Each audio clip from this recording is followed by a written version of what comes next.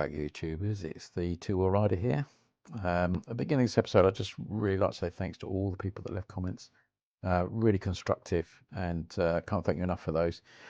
And this video is a little bit in response to that. So I think it was important to give you some proper narration now. Obviously, you realised I had some problems with the mics to start with, but we're all learning here. But yeah, so we're going to concentrate more on the engine, which is really the critical part of this bike, because no one's really heard this engine going, certainly not in this country. But I've used that in my feedback, and I'm going to cut it with real sound from the bike during the video, and the bits where I wasn't rabbiting on under my crash helmet. So we'll get into that, and we'll see what my thoughts were as we go through.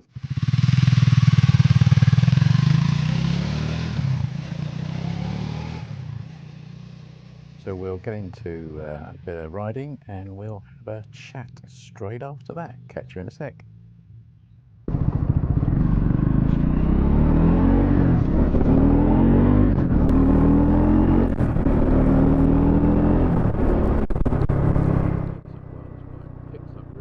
This was something I certainly noticed and picked up, and I did mention it in my messaging on the last video, was that the gear ratios were very close, and you got up to into 6th gear very, very quickly, which is nothing wrong with that, and that might give you an idea why the torque is fairly low compared to the horsepower on this bike, and I think it's because of the way they've geared it.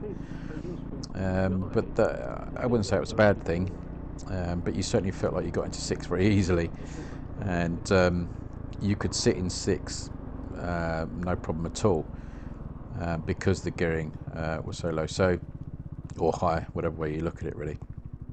But I certainly didn't have any issues around that.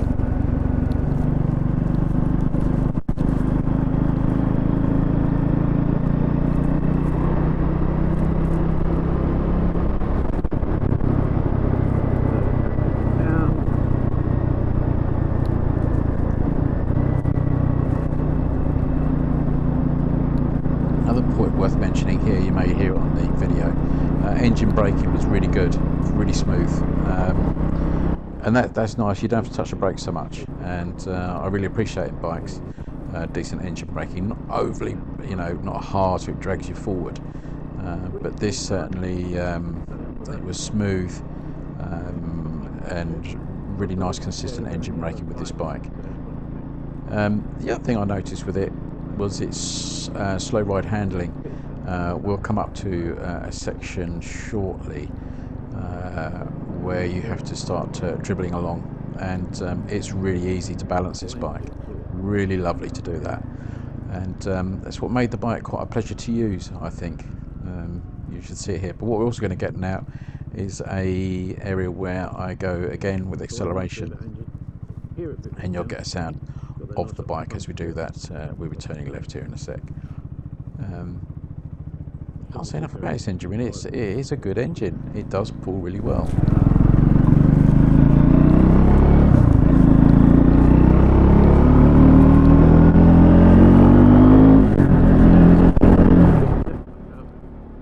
Now, what you might notice there is that the bike has a very noticeable power band. And it reminded me of going back to my days riding 2-strokes, but it is very noticeable once you get 3,500-4,000 revs. The actual rev counter is like a LED blocks, a bit like you have on some petrol gauges, and it goes up in little blocks, but it is a very noticeable power band. We're so used to, certainly the bikes that I have, even powerful bikes like my Africa Twin, the power is totally linear. You pull the throttle right back, and it just climbs and climbs and climbs and climbs, and there's no step. But in this bike, with this engine, there is a definite step power band, which I'd say it takes a little bit used to. It's just like greeting an old friend again. You thought, oh, I remember you. So that's a novel item on a bike like this, and it doesn't feel bad at all. It's just a characteristic of this engine. But it round the sort of 3,500 to 4,000 revs, but I certainly didn't feel underpowered with it. The other thing I noticed very much on this bike was the suspension. Um, Fantastic. They really set this up well. If I compared it, it's very similar, I suppose, to the Scram 411, the Enfield Scram, which I found very similar to this, but I think this is a better setup than that. Um, I never had any shake, bounce, anything with this bike. It was a really lovely, smooth ride. The seat was good, and on these roads, they're pretty broken up. You can't quite see it on the film, but the roads are pretty broken up around my way, and this soaked everything up. There was no bounce or anything straight out of the box with this bike, and I think there is a certain amount of adjustment on certainly the rear shock. I don't think the fronts are adjustable, but I wouldn't worry about that, folks. It's good. It's really good. The other thing you can see, which I will pick up again a little bit later on, is that brace across the handlebars. I couldn't see much of the point in that. It was blocking my view of the clocks a little bit, which is a bit frustrating. And I think it would look better without it, to be honest with you. It's just really a styling cue. I don't think it's really doing anything structurally for the bike. If it is, it'd be slightly worrying, wouldn't it? Also, I did mention the tyres, I believe, during the first ride. Great. You can probably see these roads are horrible. There's mud in the middle of them, etc. So never got skittish, nothing. So we're coming up to a bit where I actually get to do an overtake. Yay! And I'll let you listen to the engine and see what you think of that.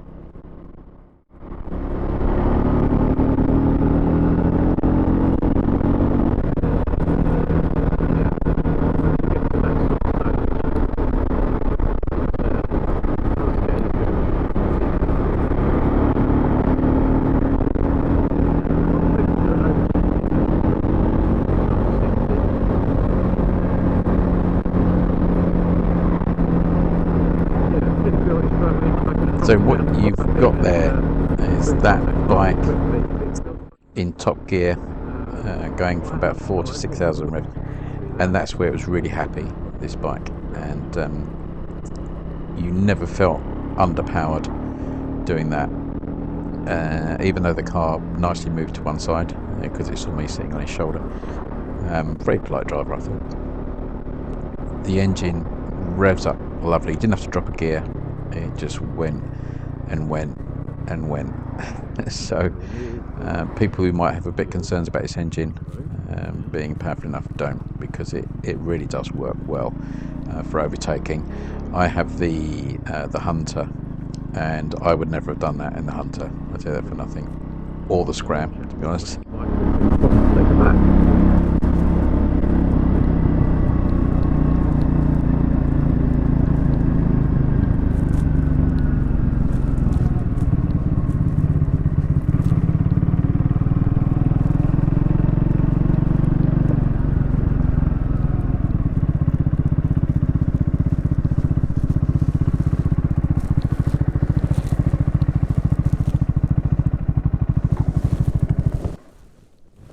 This was quite a peculiar trait of the bike, was the side stand.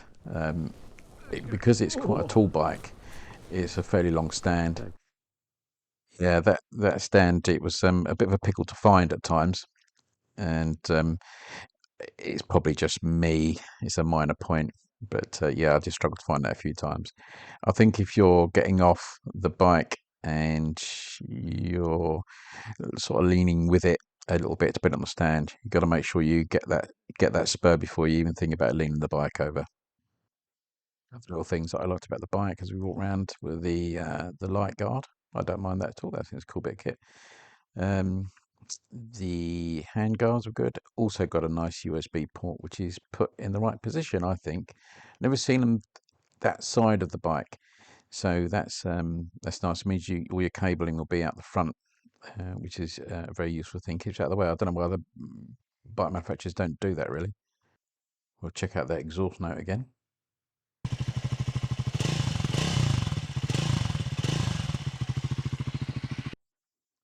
Well, I think that's a cracking sounding 400, really. Ticking a single. So I'm going to round this video off with my final thought on the 400X. It's a really good bike. If you've ordered one, you'll love it. I certainly did. I think it'll give people a really good ride. Everything works as it should. Some things excel, some things are pretty basic, but it's quite a basic bike, really. And that's to its benefit, I think. So, yeah, whatever colour you get, you'll enjoy it. I like the black, and I think if it had gold wheels, it'd be even better. But doesn't every bike look better with gold wheels?